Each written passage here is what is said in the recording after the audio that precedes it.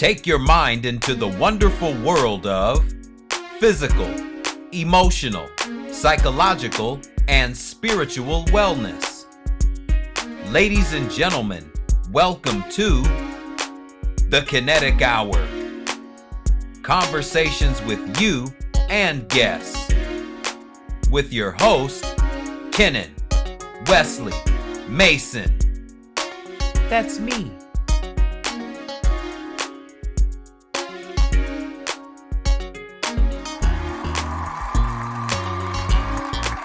All right, good morning, good afternoon, and good evening, and welcome to another edition of the Kinetic Hour. I am your host, Caitlyn Wesley Mason. Welcome one, welcome all, and I'm happy to be back. It's been a while. It's been almost 2 weeks since I've been on the air with my last guest, Paula Vale, which I'm happy that she was able to come on. Today, since I've been away, there's been a lot of things going on. Before I get started, always make sure you go to my YouTube channels and subscribe. The first one is right here, the Kinetic Hour, and that is Kinetic, K-E-N-N-E-T-I-C. Once again, K-E-N-N-E-T-I-C. Hit the subscribe button, click thumbs up. Leave your comments. Always, they're always welcome. Let's have a conversation.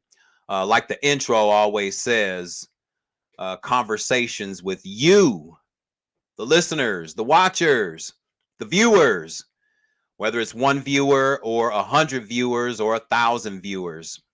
It doesn't matter. My voice will always permeate. And as I do the best that I can to bring you the best in podcasting, broadcasting, as I'm actually simulcasting live on Instagram and live on Facebook and live on LinkedIn. So welcome to everyone watching on all three platforms. And for those that will watch and continue to watch on YouTube. Again, make sure you subscribe. The Kinetic Hour.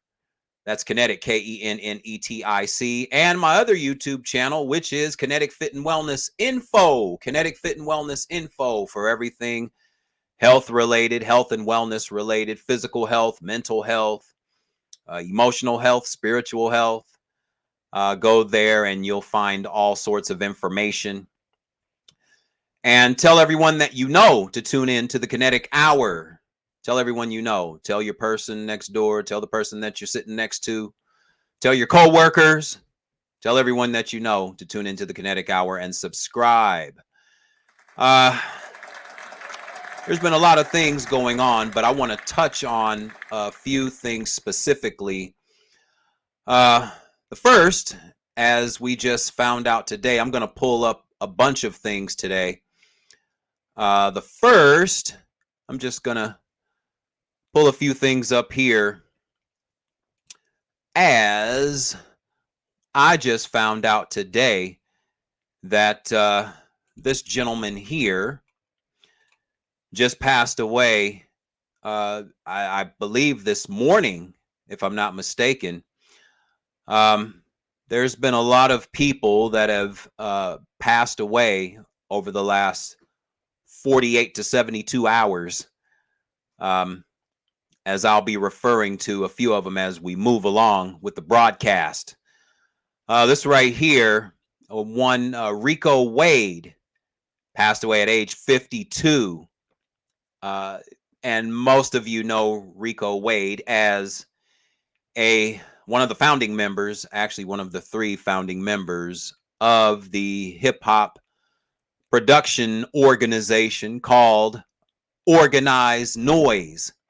If you know, if you've listened to the music of Outkast and Goody Mob and Killer Mike, who just won 3 Grammy Awards that were not televised, which is a whole nother subject, weren't televised, but Rico Wade helped to produce a lot of the hits that we know from Outkast, Goody Mob, CeeLo Green, and a lot of other artists. TLC is another group, super group. I've had the privilege of actually going to see TLC a couple of years back, Chili and T-Boz, and that was always great to see. So I can honestly say that I got a chance to see them, minus Lisa Left Eye Lopez, but nonetheless, I got a chance to see them on stage. But Rico Wade passed away. We don't know as of yet how he passed away, but I'll show a couple of pictures here of him, and here he is again. Here's another picture of him, and I have one more here as I will keep things moving here. It's always, sad to hear when people that have made an impact in the entertainment industry or in the music industry, and hear that they've passed away so suddenly, as Rico Wade was just a young age of 52. So condolences to his family. I'm pretty sure they're grieving right now. So is all his colleagues and other artists that he's had the privilege of working with over the years. So rest in peace, rest in power, however you want to phrase it. Rest well, or just continue your musical legacy in the next dimension of life. Rico Wade from Organized Noise.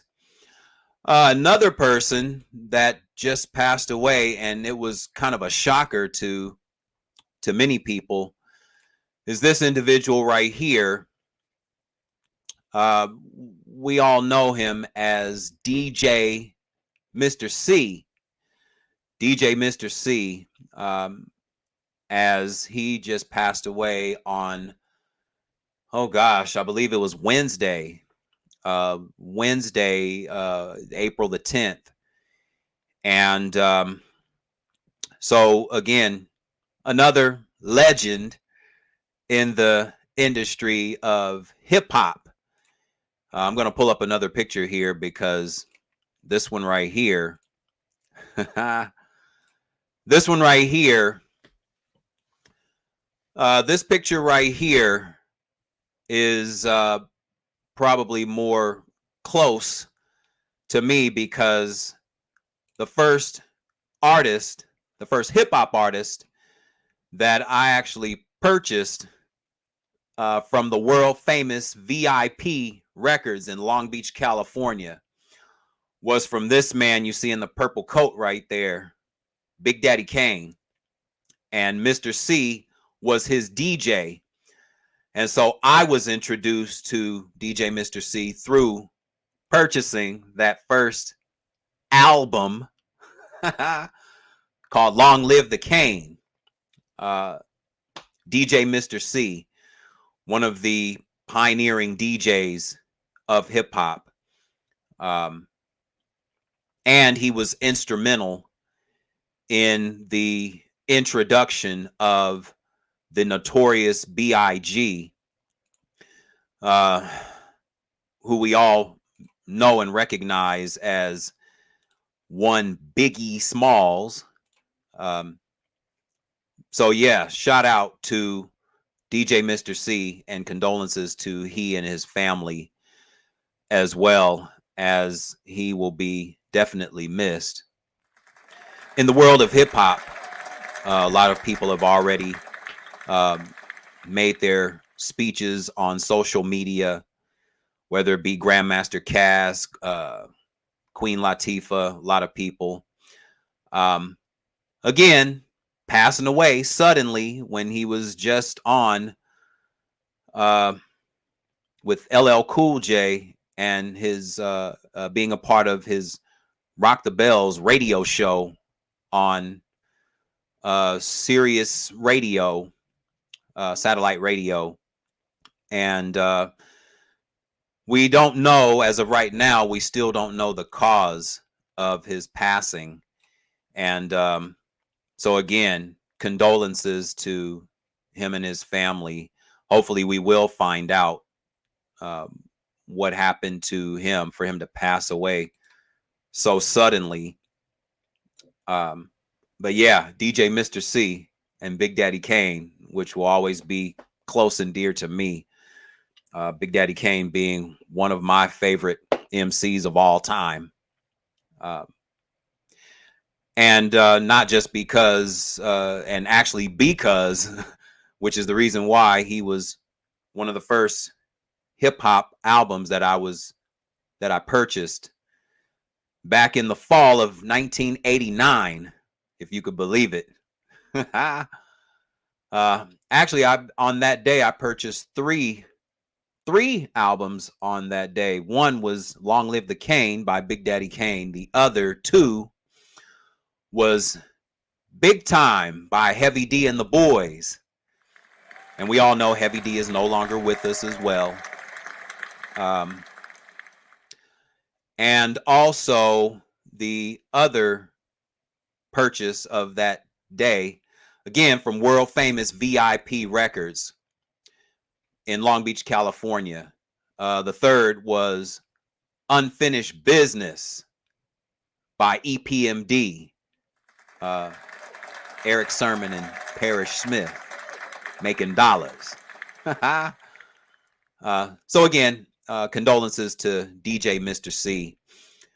But the big one here, and again, many people have already discussed this here, and I'm just going to go one by one. I'm going to show you this one here because there's been a lot of people that have made their comments. Many people have been saddened. Many people have made some not so great comments, which I'll get to in just a moment.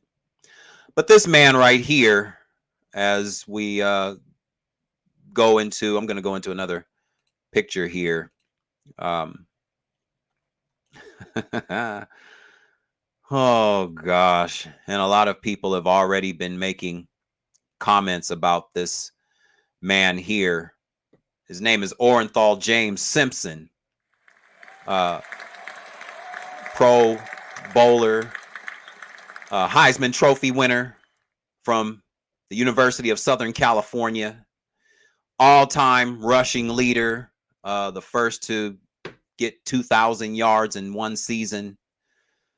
The one thing that he never was able to get was a Super Bowl ring. He played, I think, 11 years in the NFL. 11 years in the NFL, and he transitioned his career into he went into acting. Here he is right here. He went into acting, most famous for his roles in The Naked Gun, and I think he was in the movie Airplane as well. But I most remember him from his movies in The Naked Gun, which were hilarious. Still to this day, he made a point to really be prominent in his craft of acting. And yeah, he was really, really funny in those movies. I'm just going to show a couple of more photos here because OJ, as he was known, he passed away of prostate cancer. And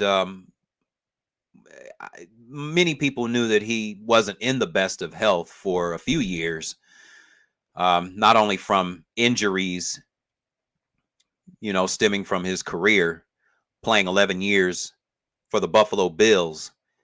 But also just his health started to kind of wane over the years, and so prostate cancer. I didn't even know that he had prostate cancer, or any cancer for that matter. I knew that he had some health issues, but he did pass away on this past Wednesday, late Wednesday, and we found out about it. The public found out about it on, let's see, it was that Thursday, this past Thursday. OJ Simpson, Hall of Fame running back, NFL Hall of Famer of 1985, the class of 1985. But a lot of people, unfortunately, know him for the 1994 infamous car chase on the 405 freeway, which actually caused a lot of divide in the country. Actually, it created a grand divide in the country.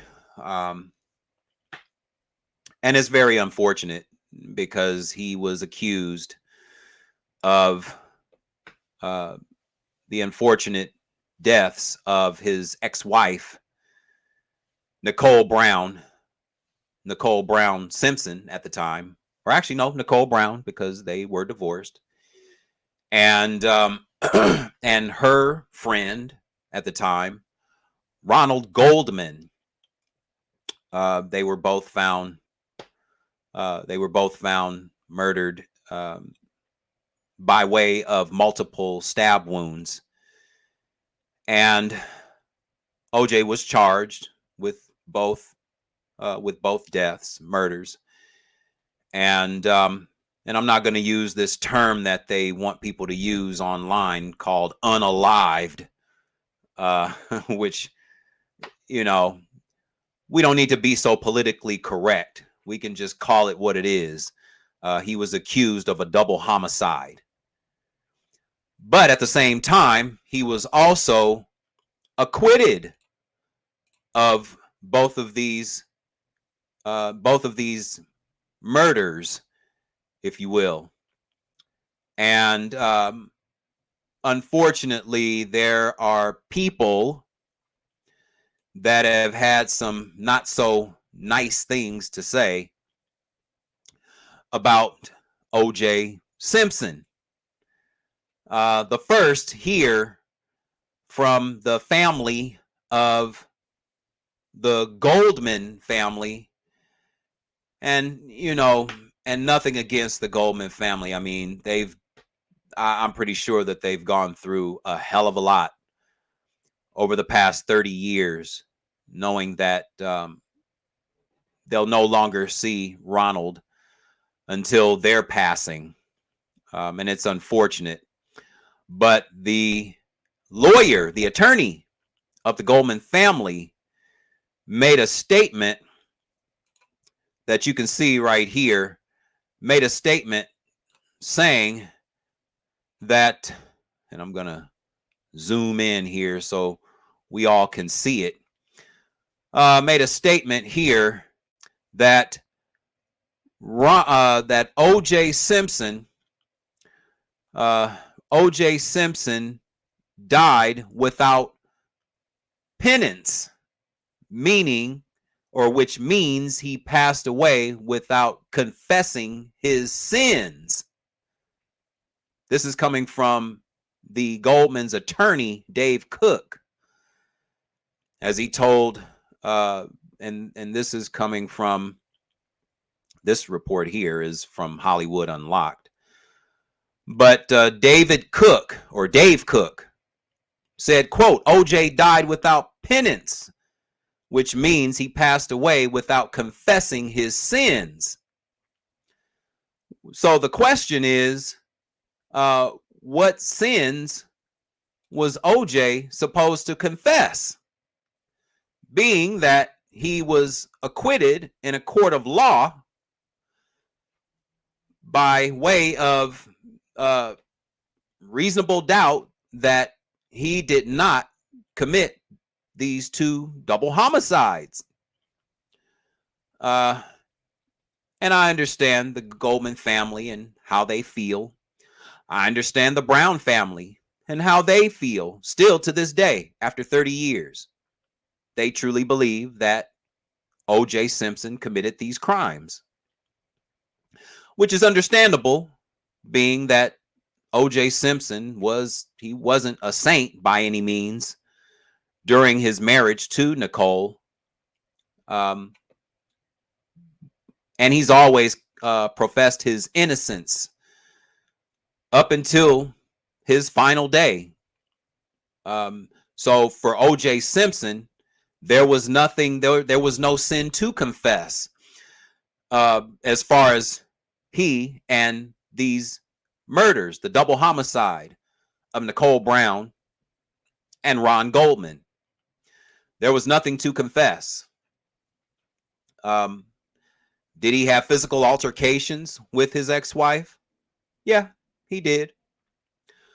But at the same time, this doesn't automatically create the assumption that he committed these two crimes. He went to court, willingly went to court to proclaim his innocence. And with his legal team and with a jury of 12, they found that OJ Simpson was not guilty of either of these homicides.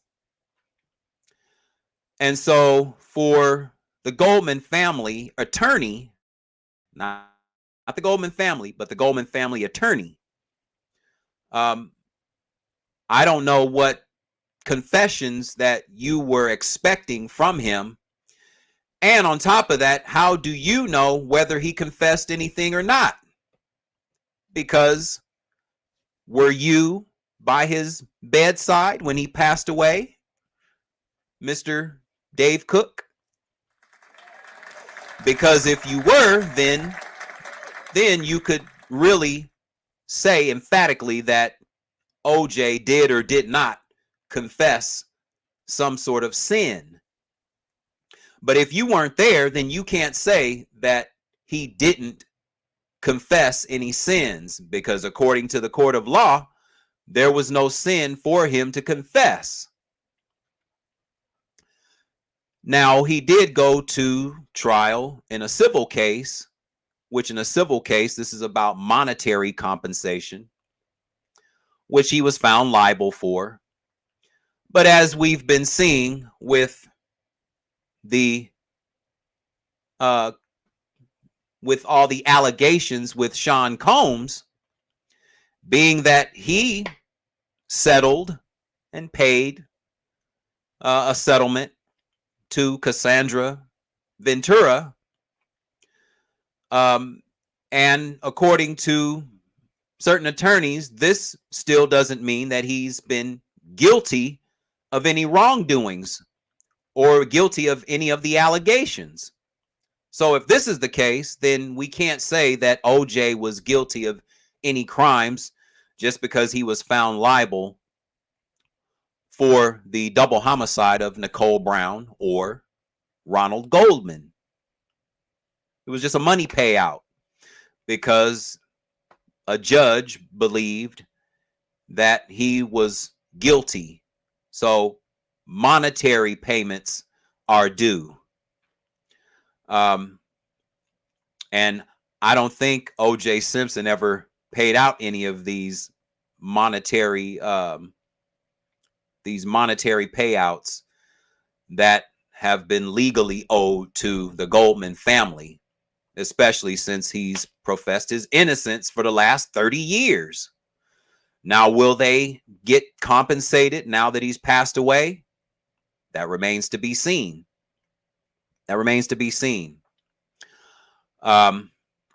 But condolences to the family and the children of OJ Simpson, because I know his children, the children of he and Nicole Brown, I'm sure they've been going through it for the last 30 years themselves. I mean, all of his children are adults now, and I can only imagine the life that they've had to lead throughout the last 30 years.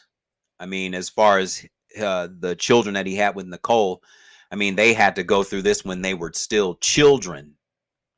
So I can only imagine the emotions that they're going through right now. So again, condolences to them specifically, to the children of OJ and Nicole. And I hope that they um, will, as they keep moving forward with time, hope that their hearts will heal to the best degree that they know how. Because again, I can only imagine what they've been going through over the last 3 decades, having to live their lives without their mother, and now through prostate cancer, now they have to live without their father as well. So condolences to them. Now, the next person I want to bring up, because again,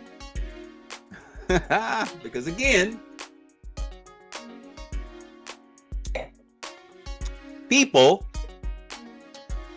have been speaking out in an ill manner. So I'm going to pull up another photo here. And then I'm going to pull up a report.